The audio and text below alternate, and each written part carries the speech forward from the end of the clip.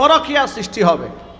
অনুরূপভাবে আপনি আপনার হাজব্যান্ডের একান্ত সময়ের কথা আপনার বান্ধবীর কাছে বলে বেড়ালেন, তার সে তো মানুষ, তার মধ্যে কাম ভাব আছে, তার মধ্যে শাহওয়াত আছে, তার মধ্যে রাগ আছে, গুসা আছে, মান অভিমান আছে, হিংসা আছে, হাসাদ আছে, তার মধ্যে শয়তান অন্তরের মধ্যে ঢালবে, ওই আপনার স্বামীর প্রতি তার একটা আকর্ষণ শয়তান তৈরি করে দেবে।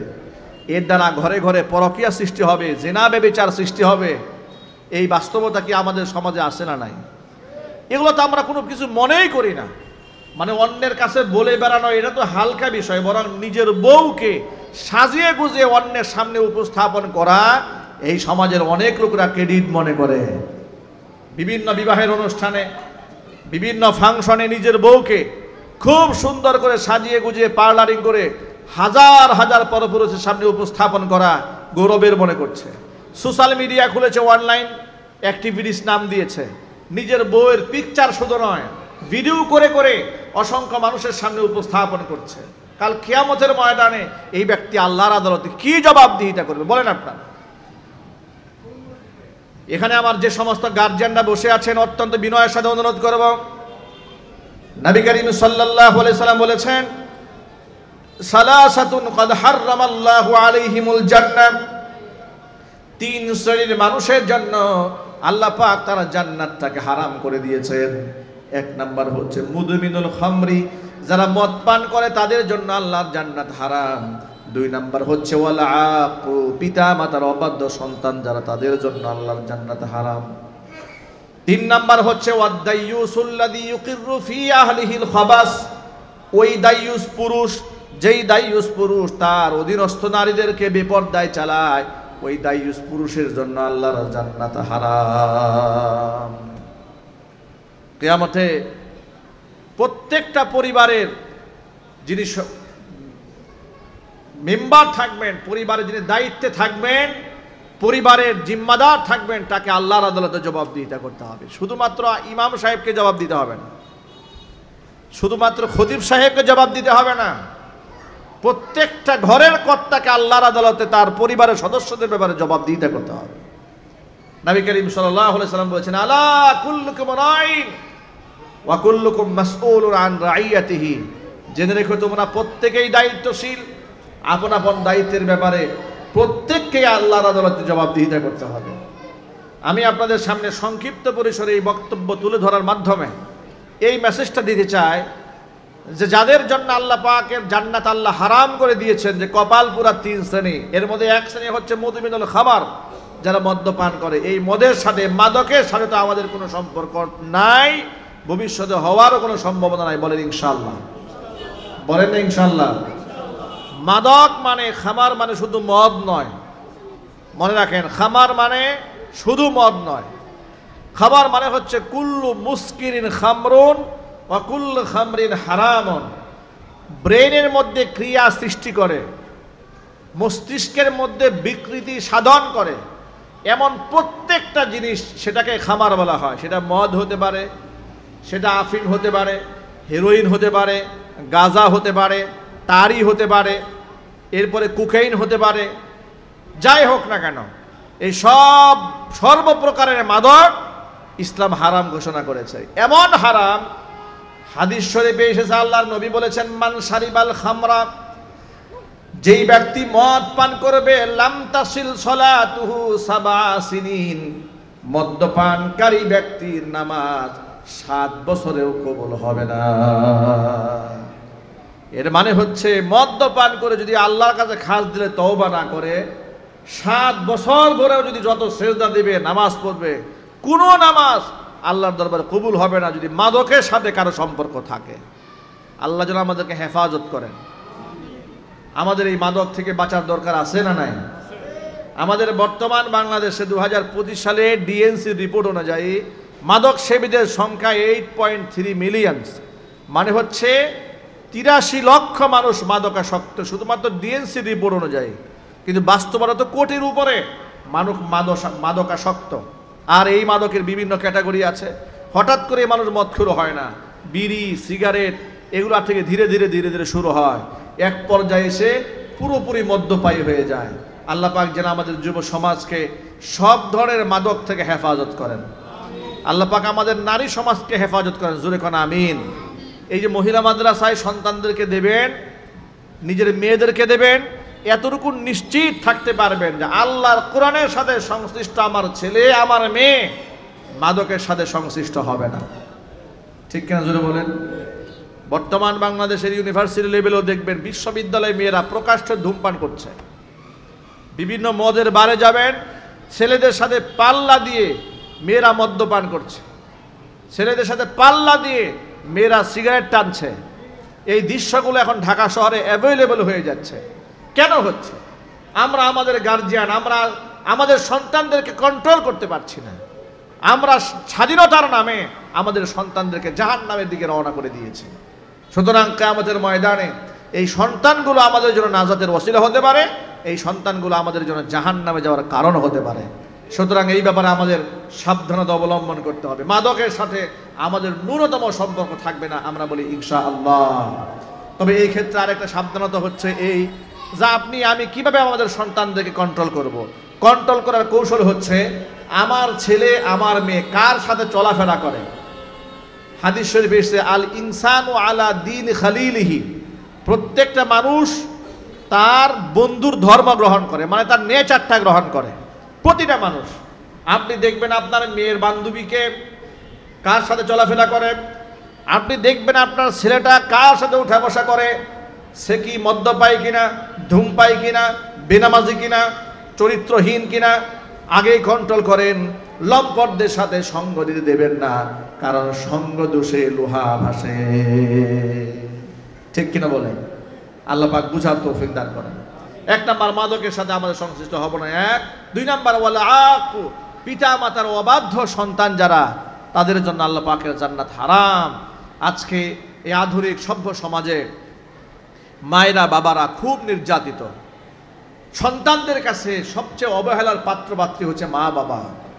যে মা বাবা জীবনের সবটুকুন দিয়ে উজাড় করে সন্তানকে প্রতিষ্ঠিত করেছে, সেই সন্তানই বাবা মাকে বৃদ্ধ অবস্থায় বৃদ্ধাশ্রমে পাঠিয়ে দিচ্ছে, একটু খোঁজ খবর রাখে না, জানতেও চায় না কি অবস্থার সম্মুখীন হচ্ছে। ঠিক কিনা জোরে বলেন?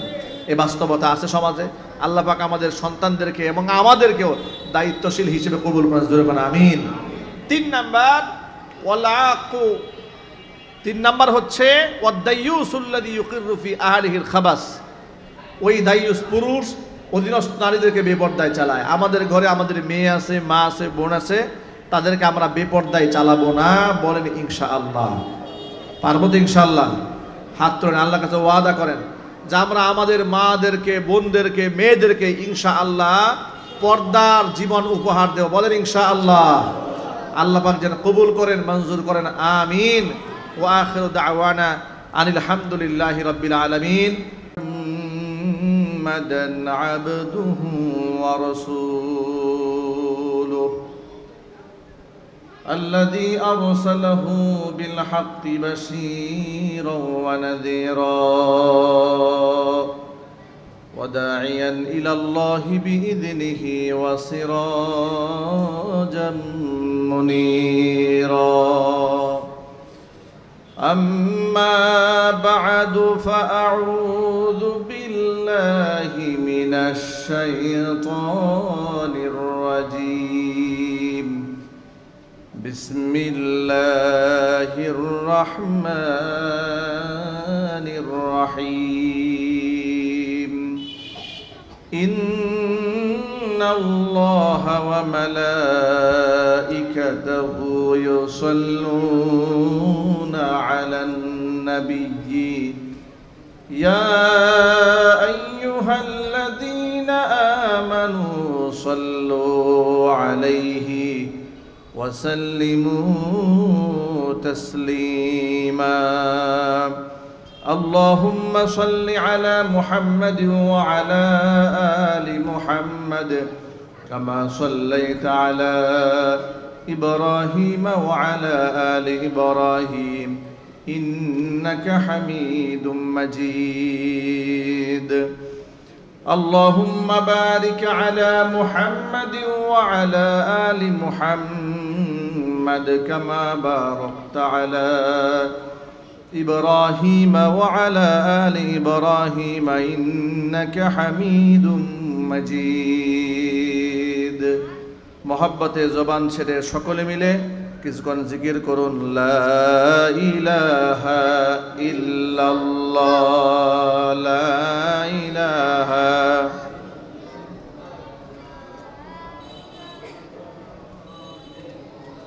মোহাম্মদে বলুন লা ইলাহা ইল্লাল্লাহ লা ইলাহা ইল্লাল্লাহ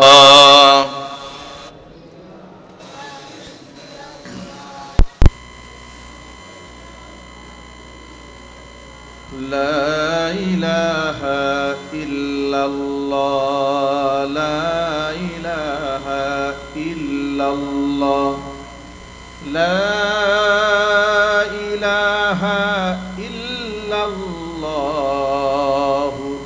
মুহাম্মাদুর রাসূলুল্লাহ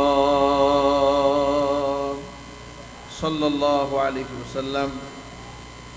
ঐতিহ্যবাহী গাজীপুর জেলার অন্তর্গত 18 নং ওয়ার্ড মদিনাতুল উলুম মহিলা মাদ্রাসা ইত্তিহাদুল উম্মাহ হিফজুল মাদ্রাসা কর্তৃক আয়োজিত আজকের এই বার্ষিক ওয়াজ মাহফিলের সম্মানিত সভাপতি সাহেব, আমন্ত্রিত হাজরাত, উলামায়ে কেরাম, মুরব্বিয়ানে এজওয়াম, অত্র এলাকা এবং পার্শ্ববর্তী এলাকার বিভিন্ন প্রান্ত থেকে ছুটে আসা দিন দরদি ঈমানদার পরহেজগার মুত্তাকি মুসলিম ভাইরা, পর্দার অন্তরালে অবস্থানরত আমাদের সকলের শ্রদ্ধাভাজন পর্দানিশীন মা এবং বোনেরা, মহান আল্লাহ রব্বুল আলামিনের দরবারে আলিশানে লাখো কোটি শুকরিয়া আদায় করছি যে মহান আল্লাহ রব্বুল আলামিন মুসলিম উম্মার এই ক্লান্তি লগ্নে হাজারো প্রতিকূলতাকে উপেক্ষা করে লাখো কোটি মুমিন মুসলমানের মধ্য থেকে আমার আপনার মতো নগণ্য বান্দাদেরকে কোরআনে কারীমের মাহফিলে যথা সময়ে উপস্থিত হয়ে কোরআন সুন্নাহ থেকে আলোচনা শোনার সুবর্ণ সুযোগ তৈরি করে দিয়েছেন।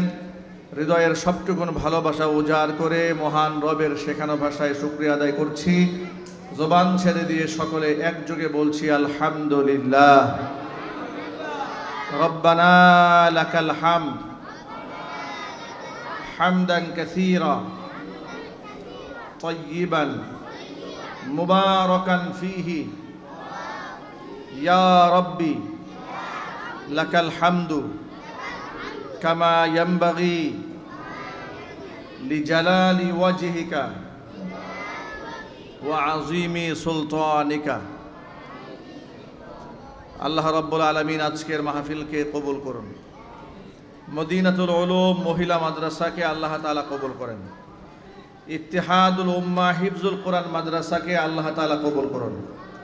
মাদ্রাসার আসাতিজায়ে কেরাম, ছাত্র ছাত্রী, গার্জিয়ান, মুহিব্বিন, মুতাআল্লিকিন, সংশ্লিষ্ট ব্যক্তিবর্গ সকলকে আল্লাহ তাআলা মাফ করে দেন। আমি অল্প পরিসরে আজকে সংক্ষিপ্ত আকারে, যেহেতু মহিলা মাদ্রাসার মাহফিল, আমি আমার মা বোনদের মর্যাদার ব্যাপারে কিছু সংক্ষিপ্ত আলোচনা করব। আমরা বলি ইনশাআল্লাহ। দেখুন, পুরুষ মাদ্রাসাগুলো তৈরি হয়েছে গোটা পৃথিবীতে অসংখ্য অগণিত, সাথে সাথে অসংখ্য মহিলা মাদ্রাসা গড়ে উঠেছে। কারণ দ্বীনের ইলম এটা শুধুমাত্র পুরুষের জন্য আল্লাহ পাক ফরজ করেননি। তালাবুল ইলমি ফরিয়দাতুন আলা কুল্লি মুসলিমিন ওয়া মুসলিমা, নারী পুরুষ উভয়ের জন্য আল্লাহ রাব্বুল আলামিন দ্বীনের ইলম শিক্ষা গ্রহণ করা ফরজ করেছেন। গোটা পৃথিবীতে আল্লাহ রাব্বুল আলামিন নারী আর পুরুষ সৃষ্টি করে শুধু নারী হিসেবে তাদেরকে ভিন্ন মর্যাদা দেন নাই, শুধু পুরুষ হিসেবে তার দারাজাতকে বৃদ্ধি করা হয়নি। আল্লাহর কাছে সম্মানিত ব্যক্তি ওই ব্যক্তি যিনি তাকওয়ার মর্যাদায় উত্তীর্ণ হবেন, তাকওয়ার পরীক্ষায় যিনি উত্তীর্ণ হন তিনিই মর্যাদাপূর্ণ হন। এই সাধারণ সমাজের মধ্যে নারী আর পুরুষের ব্যাপক পার্থক্য পরিলক্ষিত হয় মর্যাদাগত। যেমন একই গার্মেন্টসে চাকরি করে পুরুষ, তিনি যে বেতনটা পান একজন মহিলা চাকরি করে সমবেতন দেওয়া হয় না। সারাদিন শ্রমিকরা সকাল থেকে বিকাল পর্যন্ত ইট ভাটায় কাজ করে, রাস্তাঘাটে কাজ করে, সেই জায়গায় একজন পুরুষকে যে পারিশ্রমিক দেওয়া হয়, একজন নারীকে সেই পারিশ্রমিক দেওয়া হয় না। এর চেয়েও লজ্জাজনক এবং দুঃখজনক ব্যাপার হচ্ছে এই বৈষম্য মাদ্রাসাগুলোর মধ্যে করা হয়। একজন পুরুষ শিক্ষককে যে বেতন দেওয়া হয়, নারী শিক্ষিকাদেরকে তাদেরকে সেই বেতনটা দেওয়া হয় না। এই জুলম, এই বৈষম্য ধর্মীয় প্রতিষ্ঠানেও ছড়িয়ে গেছে, কিন্তু ইসলাম নারী আর পুরুষের এই বৈষম্য করেননি। সূরা নাহলে নারী আর পুরুষের অধিকার বর্ণনা করতে গিয়ে আল্লাহ রাব্বুল আলামিন বলেছেন, মান আমিলা সালিহান মিন যাকারিন আও উনসা ওয়া হুয়া মুমিন ফালানুহইয়ান্নাহু হায়াতান তাইয়্যিবা ওয়া লানাজজিয়ান্নাহুম আজরাহুম বিআহসানি মা কানু ইয়ামালুন। মান আমিলা সালিহান মিন যাকারিন আও উনসা, নারী হোক কিংবা পুরুষ হোক, ঈমানের সাথে যে ভালো কাজ করবে আমি আল্লাহ তাআলা তাকে দুইটা পুরস্কার দেব। একটা পুরস্কার দেব দুনিয়াতে, আর একটা পুরস্কার দেব আখিরাতে। দুনিয়ার পুরস্কারটা কি? ফালানুহইয়ান্নাহু হায়াতান তাইয়্যিবা, আমি তাকে এই পৃথিবীতে একটা উত্তম জীবন উপহার দেব। পরকালে যেই পুরস্কারটা দেব সেটা হলো ওয়ালানাজজিয়ান্নাহুম আজরাহুম বিআহসানি মা কানু ইয়ামালুন। পৃথিবীতে সে কত ভালো মানের কাজ করেছে, নিম্নমানের ভালো কাজ করেছে, মধ্যম পর্যায়ের ভালো কাজ করেছে, উন্নত উৎকৃষ্ট মানের ভালো কাজ করেছে, আমলের এই তারতম্যগুলাকে শেষ করে দিয়ে সকল আমল নামাকে ফার্স্ট ক্লাসের মানে উন্নীত করে বান্দাকে পরকালে আমি জান্নাতের নিয়ামত দান করে দেব। জোরে বলেন সুবহানাল্লাহ। এখানে নারী আর পুরুষকে বিভাজন করা হয়নি, উভয়ের মর্যাদাকে তুলে ধরা হয়েছে। আবার সূরাতুল বাকারার দিকে একটু তাকান, আল্লাহ পাক সেখানে বলেন, ওয়ালাহুন্না মিসলুল্লাযী আলাইহিন্না বিল মা'রুফ ওয়ালিররিজালি আলাইহিন্না দারাজা। অবশ্যই পুরুষের উপরে নারীদের রয়েছে ঠিক ওই রকম হক এবং অধিকার, যেই রকম অধিকার নারীদের উপর পুরুষের রয়েছে। এখানে নারী আর পুরুষের অধিকার সমান করে দেওয়া হয়েছে। পরক্ষণে আল্লাহ পাক বললেন, ওয়ালিররিজালি আলাইহিন্না দারাজা, তবে নারীদের উপরে পুরুষের ভিন্ন কিছু মর্যাদাগত আছে, বিষয় আছে, সেটা দায়িত্বশীলতার কারণে। জোরে বলেন সুবহানাল্লাহ। খুব সহজ ভাষায় যদি এভাবে বলা যায়, নারী আর পুরুষকে মর্যাদাগত দিক থেকে আল্লাহ রাব্বুল আলামিন শুধুমাত্র নারী হওয়ার কারণে তার মর্যাদা কমাননি, আবার শুধু পুরুষ হওয়ার কারণে আল্লাহ পাক মর্যাদা বাড়াননি, বরং প্রত্যেকটা মানুষের মর্যাদা বেড়েছে তাকওয়ার ভিত্তিতে, সে হোক নারী কিংবা হোক পুরুষ। কোরআন মাজিদের সূরা হুজুরাত আল্লাহ পাক বলেন, ইন্না আকরামাকুম ইনদাল্লাহি আতকাকুম ইন্নাল্লাহা আলীমুন খাবীর। তোমাদের মধ্যে সবচেয়ে মর্যাদাপূর্ণ ব্যক্তি আমি আল্লাহর কাছে যেই ব্যক্তি, আকরামাকুম ইনদাল্লাহি আতকাকুম, তোমাদের মধ্যে সবচাইতে বড় তাকওয়াবান পরহেজগার যে ব্যক্তি হবে, যার অন্তরে তাকওয়া বেশি, আমি আল্লাহর কাছে তার মর্যাদাও বেশি। এইভাবে আল্লাহ রাব্বুল আলামিন কোরআন শরীফের বহু আয়াতে নারী অধিকার তুলে ধরেছেন, পুরুষের মর্যাদাকে তুলে ধরেছেন, তারতম্য করা হয় নাই।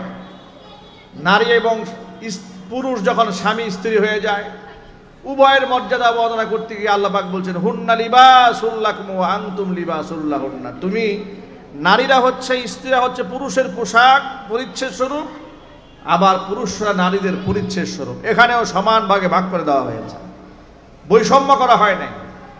বৈষম্য করা হয়েছে আমাদের সমাজ ব্যবস্থায়। আমি এমন মাদ্রাসার সন্ধান জানি, আমার জানা আছে এমন প্রতিষ্ঠান সম্পর্কে যেখানে পুরুষ শিক্ষক রাখলে বেতন বেশি দিতে হয় বলে পুরুষ শিক্ষকদের বাতিল করে দিয়ে অসংখ্য নারী শিক্ষিকা নিয়োগ দেওয়া হয়েছে, যাতে করে অল্প বেতনে প্রতিষ্ঠান চালানো যায়। এইভাবে নারীদের উপর বৈষম্য করা হয়েছে। ভাইরা আমার, মা বোনদের সম্মান আল্লাহ রাব্বুল আলামিন দান করেছেন, তবে নারী আর পুরুষের কর্মসংস্থান আল্লাহ তাআলা এক বানায় দেন নাই, ভিন্ন ভিন্ন কর্মসংস্থান দান করেছেন। গোটা দুনিয়ার পশ্চিমা কালচার এবং গোটা দুনিয়ার আধুনিক সভ্যতার নামে নারী আর পুরুষকে যে সমান বানিয়ে দেওয়ার চেষ্টা চালানো হয়েছে, ইসলাম ওই সমতায় বিশ্বাসী নয়। ইসলাম ন্যায্যতা এবং অধিকারের দিক থেকে নারী আর পুরুষকে ন্যায্য অধিকার দান করেছেন। জোরে বলেন সুবহানাল্লাহ। পশ্চিমা দুনিয়া বলে পুরুষ যা করবে নারী তাই করবে। একটু সুস্থ মস্তিষ্কে বলুন তো, একজন পুরুষ যা করতে পারবে একটা নারী কি তাই করতে পারবে? একটু জবাব দিয়ে বলেন। আবার একজন নারী যা পারবে এটা কি পুরুষ কোনোদিন পারবে? না, পারবে না। এই জন্য সমান অধিকার নয়, বলতে হবে ন্যায্য অধিকার।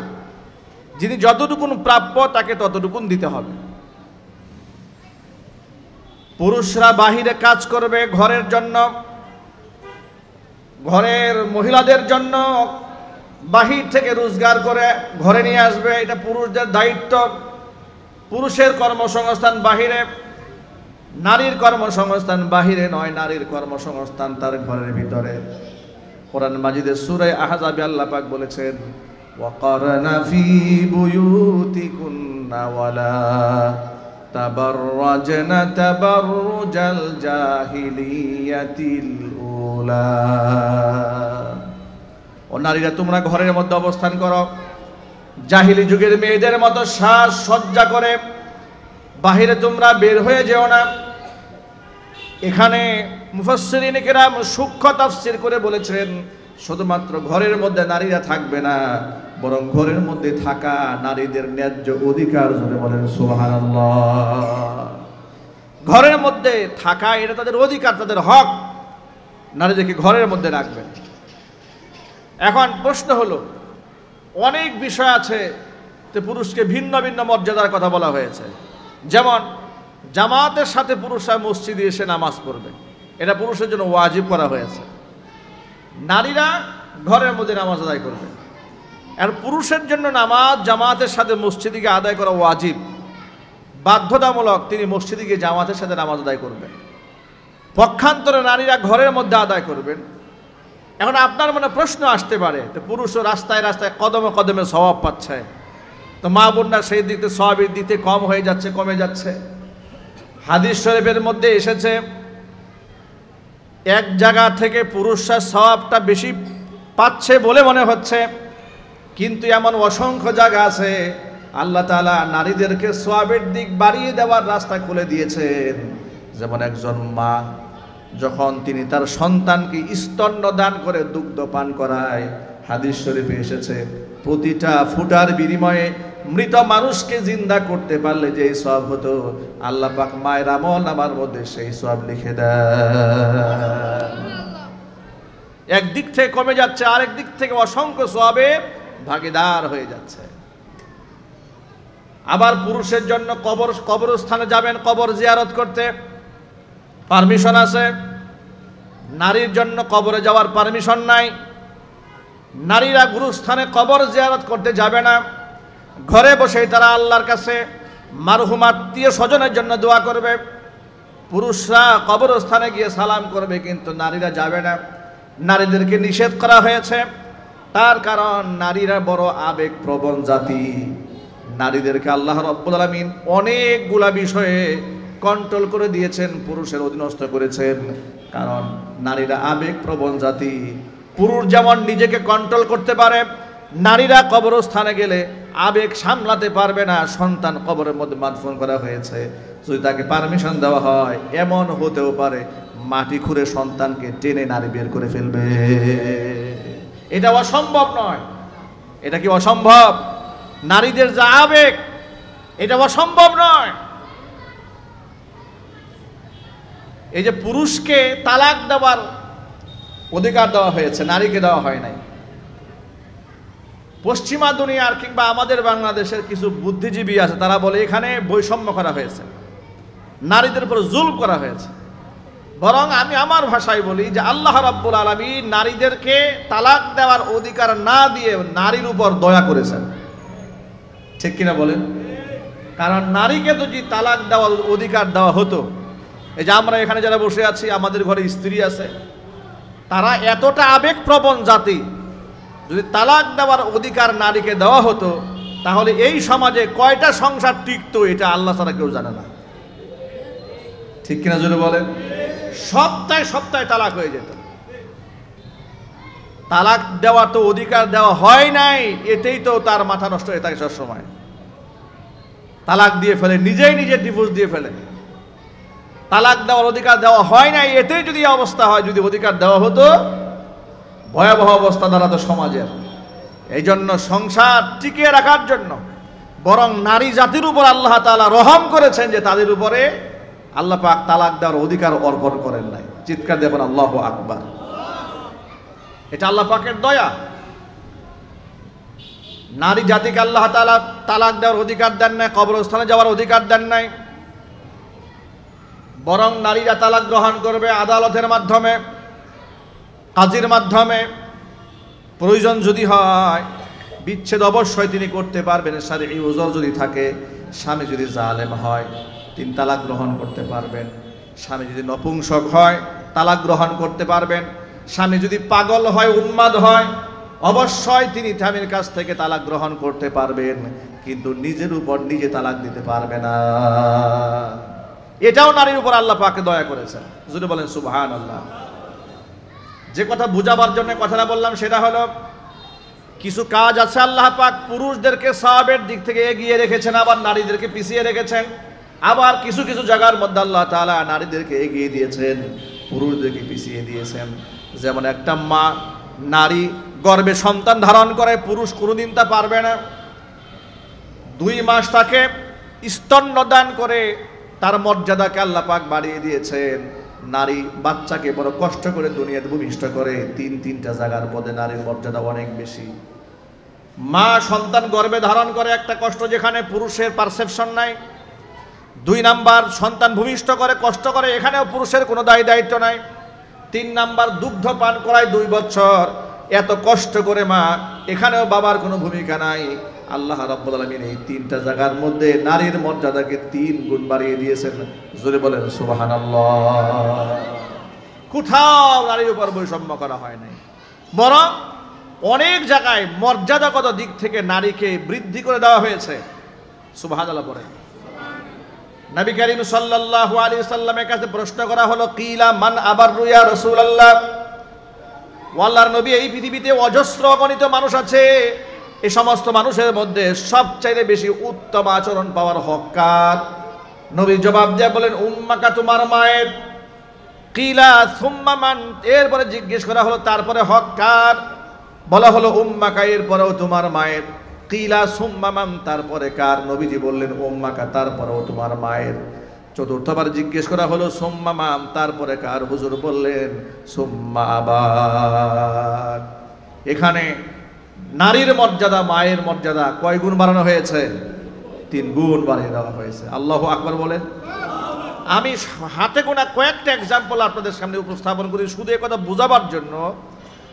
নারী এবং পুরুষ মর্যাদাগত দিক থেকে আল্লাহর কাছে নারী হিসেবে কেউ ছোট হয়নি, পুরুষ হিসেবেই তার মর্যাদা বেড়েছে, বিষয়টি তা নয়, বরং আমলের বিনিময়ে নারীরা সম্মানিত হয়েছে। যেমন জান্নাতে 4 জন নারী সমস্ত জান্নাতবাসীদের মধ্যে শ্রেষ্ঠ মর্যাদার অধিকারী হবে। চিৎকার দিয়ে এখন আল্লাহু আকবার। নারী কুলের মধ্যে 4 জন নারী, তারা হবে জান্নাতের সর্বশ্রেষ্ঠ মর্যাদাপূর্ণ অধিকারী। তারা কারা? একজন হচ্ছে ফেরাউনের স্ত্রী মা আসিয়া আলাইহাস সালাতু ওয়াস সালাম, আরেকজন হচ্ছে হযরতে মারিয়াম আলাইহাস সালাতু ওয়াস সালাম, ঈসা আলাইহিস সালাতু ওয়াস সালামের মা। 3 নাম্বার খাদিজাতুল কুবরা রাদিয়াল্লাহু তাআলা আনহা, 4 নম্বর ফাতিমাতুজ জাহরা রাদিয়াল্লাহু তাআলা আনহা। এই 4 জন নারীর ব্যাপারে নবীজি সাল্লাল্লাহু আলাইহি সাল্লাম বলেছেন, জান্নাতে যত রমণী আছেন সমস্ত নারীদের মধ্যে তাদের মর্যাদা সবার উপরে। নারীদের মর্যাদা অনেক উপরে। সামাজিকভাবে আমাদের ঘরে বাচ্চা কাচ্চা নারী হলে দেখবেন যে অনেকেই একটু ভিন্ন দৃষ্টিতে দেখে, মূল্যায়ন করতে চায় না, স্ত্রীকে ভালোবাসতে চায় না, সম্মান দিতে চায় না। এমনকি অশিক্ষিত মূর্খ সমাজে তো এটা আছেই। অনেক শিক্ষিত সমাজে পর্যন্ত নারীর গর্ভে মেয়ে বাচ্চা কেন হলো, স্ত্রীর গর্ভে কেন মেয়ে হয়েছে, এই জন্য স্ত্রীর আদর কদর কমে যায়। ঘৃণার সাথে বলুন নাউযুবিল্লাহি মিন যালিক। অথচ নবী করিম সাল্লাল্লাহু আলাইহি সাল্লাম বলেছেন, খবরদার তোমরা মেয়েদেরকে গালি দিও না, কারণ আমি মুহাম্মদ সাল্লাল্লাহু আলাইহি সাল্লাম মেয়েদের পিতা। উম্মুল মুমিনিন মা আয়েশা সিদ্দিকা রাদিয়াল্লাহু তাআলা আনহা বর্ণনা করেছেন যে একদিন আমি ঘরে বসে আছি, এমন সময় একটা ভিখারি মহিলা দুটা মেয়েকে সাথে নিয়ে আমার কাছে হাত বাড়িয়েছে কিছু সাহায্যের জন্য। তা আমি যে তাকে কিছু দেব, আমার ঘরে দেওয়ার মতো তেমন কিছু নাই। সুবহানাল্লাহ বলবেন না ভাই? তারা তো খুব সিমসাম জীবনযাপন করতেন, একেবারে সাদা মাঠা জীবনযাপন করতেন, খুব হাই লাক্সারিয়াস লাইফ লিড করতেন না, একেবারে সাদা মাঠা জীবনযাপন করতেন। তো ভিক্ষুক মহিলাকে দেওয়ার মতো তেমন কিছু নাই। মা আয়েশা বলেছেন, আমার ঘরে তাকে দেওয়ার মতো শুধুমাত্র একটা খেজুর আছে, এছাড়া আমার ঘরে কোনো প্রকার কোনো খাবারও নাই, কোনো টাকা পয়সাও নাই। সুবহানাল্লাহ বলেন। ভাবা যায় যে একটা ঘরের মধ্যে একটা মাত্র খেজুর ছাড়া কোনো খাবার নাই। মা আয়েশা রাদিয়াল্লাহু তাআলা আনহা বললেন, মহিলাটি যখন আমার কাছে হাত বাড়ালো, তাকিয়ে দেখলাম ঘরের মধ্যে একটা মাত্র খেজুর ছাড়া কিছুই নাই। ফাআতাইতুহা ইয়াহা, আমি ওই খেজুরটা মহিলাকে দিয়ে দিলাম। দিয়ে দেওয়ার পরে তাকিয়ে দেখি মহিলার নিজে তো ক্ষুধার্ত, আবার দুইটা মেয়ে আছে, মেয়ে দুটো আরো বেশি ক্ষুধার্ত। মহিলা নিজে কিছু খেলো না। ফাকাসসামাতহা বাইনাহুমা ওয়া লাম তাকুল মিনহা শাইআ, আমি তাকিয়ে দেখলাম মহিলা আমার কাছ থেকে খেজুরটা নিয়ে দুটা ভাগ করলো। দুটা ভাগ করে একটা খেজুরকে দুটা ভাগ করে দুই মেয়ের মুখের মধ্যে তুলে দিল, কিন্তু নিজে ওই খেজুর থেকে একটু খেলো না, অথচ নিজে ক্ষুধার্ত। আমি মেয়ে বাচ্চাদের উপরে এই মায়ের স্যাক্রিফাইস দেখে আমি অবাক হলাম। আমি অত্যন্ত আশ্চর্যান্বিত হলাম যে একটা মেয়েদের প্রতি মায়ের কত ভালোবাসা। এটা আমার হৃদয়ে খুব রেখাপাত করেছে। কিছুক্ষণ পরে নবী করিম সাল্লাল্লাহু আলাইহি সাল্লাম আমার ঘরে এসেছে। আমি রসুলের কাছে ঘটনার বিবরণ পেশ করলাম যে আল্লাহর নবী, এই ঘটনা ঘটেছে। একটা মহিলা এসছে ক্ষুধার্ত দুটা বাচ্চা নিয়ে, কিন্তু আমি একটা খেজুর দিলাম, নিজে খেলেন না, দুটা ভাগ করে মেয়েদেরকে খাবার খাওয়ালেন। এ কথা শুনে রসুল যে জবাবটা দিলেন, এই জবাবটা হচ্ছে আমাদের আলোচনার সাথে প্রাসঙ্গিক। নবীজি সাল্লাল্লাহু আলাইহি সাল্লাম বললেন, মানুবতুলিয়া বিহাদিহিল বানাতি মিন শাইইন কুন্না লাহু সিতরাম মিনান নার। এই দুনিয়াতে আল্লাহ তাআলা যাদেরকে কন্যা সন্তান দিয়ে পরীক্ষা করবেন, যাদেরকে আল্লাহ কন্যা সন্তানের নিয়ামত দান করে পরীক্ষার মধ্যে ফেলে দেবেন, এই কন্যা সন্তানের পরীক্ষায় যদি ওই পিতা মাতা কৃতকার্য হয়ে যায়, কিয়ামতের দিন এই কন্যা সন্তানগুলো বাবা মার জন্য ঢাল হয়ে সামনে দাঁড়িয়ে যাবে, বাবা মাকে জাহান্নামের আগুনে পুড়তে দেবে না। বাবা মার সামনে ঢাল হয়ে দাঁড়ায় যাবে যে না না না, আমার বাবা মাকে জাহান্নামে নিয়ে যাওয়া যাবে না। এই মেয়েরাই বাবা মার জান্নাতে যাওয়ার ওসিলা হয়ে যাবে। চিৎকার দিয়ে বলেন সুবহানাল্লাহ। ভাইরা, এখানে যে সমস্ত গার্জিয়ানরা বসে আছেন, মাইকের আওয়াজ বাহিরে যাচ্ছে, অনেকেই বক্তব্য শুনতে পাচ্ছেন। আমাদের ঘরে, প্রত্যেকের ঘরে কম বেশি কন্যা সন্তান আছে, প্রত্যেকের ঘরে মা আছে, স্ত্রী আছে, আছে না নাই? আছে। এখন বর্তমান সমাজ ব্যবস্থা, এটা আধুনিক সমাজ ব্যবস্থা। এখানে এমন একটা কৃষ্টি কালচার এই দেশে বর্তমানে প্রমোট করা হচ্ছে যে নারী সভ্যতার নামে, নারী অধিকারের নামে, নারী জাগরণের নামে সমাজের মধ্যে নারীদেরকে যতভাবে বেহায়া করে, বেলাল্লাপনা করে, অশ্লীলভাবে উপস্থাপন করা যায়, তাদেরকে সাংবাদিকরা সাহসী হিসেবে উপস্থাপন করে। ঠিক কেন জোরে বলেন? কখনো উপস্থাপন করে সাহসী নারী, কেন? বিবাহ ছাড়াই তিনি সন্তান জন্ম দিয়েছেন। এটা জোরে বলতে হবে নাউজুবিল্লাহ। আমাদের পার্শ্ববর্তী দেশ ভারতের সিনেমার জনৈক নায়িকা বিবাহ ছাড়া সন্তান জন্ম দেওয়ার পরে বাংলাদেশের পত্রিকার মধ্যে এক সাংবাদিক লিখেছে, একদম প্রথম সারির পত্রিকা বাংলাদেশে লিখেছে, অমুক অভিনেত্রী বিবাহ ছাড়া সন্তান জন্ম দিয়ে বরং সাহসী ভূমিকা পালন করেছেন। চিৎকার দেখুন নাউজুবিল্লাহ। বিবাহ ছাড়া সন্তান জন্ম দিয়ে সাহসী ভূমিকা পালন করেছেন। এর নাম সাংবাদিকতা নয়, এটা হচ্ছে হলুদ সাংবাদিকতা। ঠিক কিনা বলেন? সাংবাদিকদেরকে বলা হয় জাতির বিবেক। যারা এই ধরনের কাজ করে তারা জাতির বিবেক হতে পারে না। তাদের বিবেকের মধ্যে শয়তানে পেশাব করে দিয়েছে, শয়তান তাদের বিবেককে নষ্ট করে দিয়েছে। তা না হলে একটা জেনাকার, একটা খারাপ মহিলা বিবাহ ছাড়া সন্তান জন্ম দিয়েছে, কোন সমাজে তার সম্মান আছে? তাকে সাহসী নারী হিসেবে উপস্থাপন করা হচ্ছে। আবার রাস্তাঘাটে দেখবেন যে অসংখ্য মহিলারা, এখন তো মোবাইল অনলাইন জামানা এসছে, সমানে মহিলারা নেমে পড়েছে, বিভিন্ন ধরনের অনলাইন ব্যবসার মধ্যে নেমেছে। অনলাইন ব্যবসার নামে, অনলাইন বাণিজ্যের নামে দেহ প্রদর্শনী করা, নিজের সৌন্দর্য তো বিকিয়ে দেওয়া, এগুলা রমরমা ব্যবসা চলছে এখন বাংলাদেশে। আরেকটা ব্যবসা চলছে কাপল ব্লগ। স্বামী এবং স্ত্রী মিলে ঘরের মধ্যে যত প্রকার আভ্যন্তরীণ খুনসুটি আছে এগুলা ভিডিও করে করে অনলাইন সোশ্যাল মিডিয়াতে সাইলাভ করে দিচ্ছে। অসংখ্য মানুষরা এগুলো দেখছে, তারা এখান থেকে ডলার ইনকাম করছে। নাউজুবিল্লাহ। স্বামী এবং স্ত্রীর যে ভালোবাসার যে মুহূর্তগুলো, এটা অত্যন্ত পবিত্র।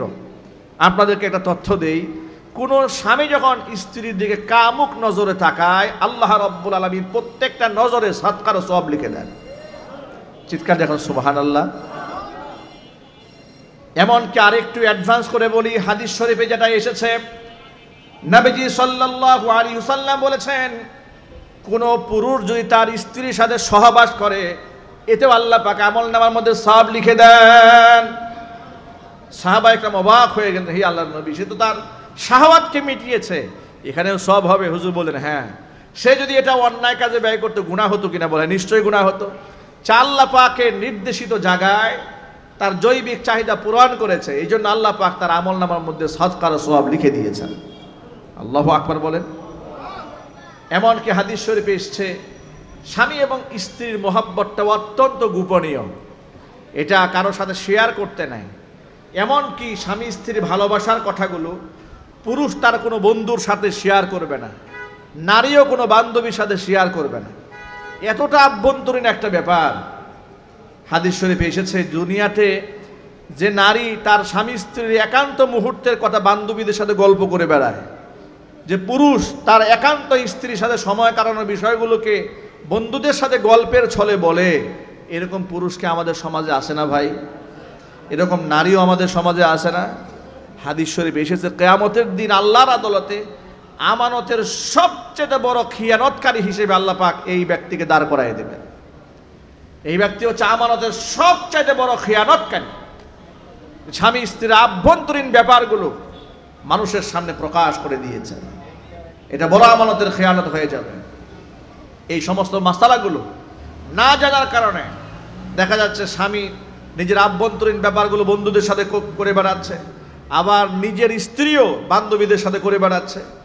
এর দ্বারা নিজের ফ্যামিলিগত প্রাইভেসিগুলো নষ্ট হচ্ছে, সমাজের মধ্যে পরকীয়া সৃষ্টি হচ্ছে। দেখেন আল্লাহ পাকের নির্দেশনা কত উত্তম।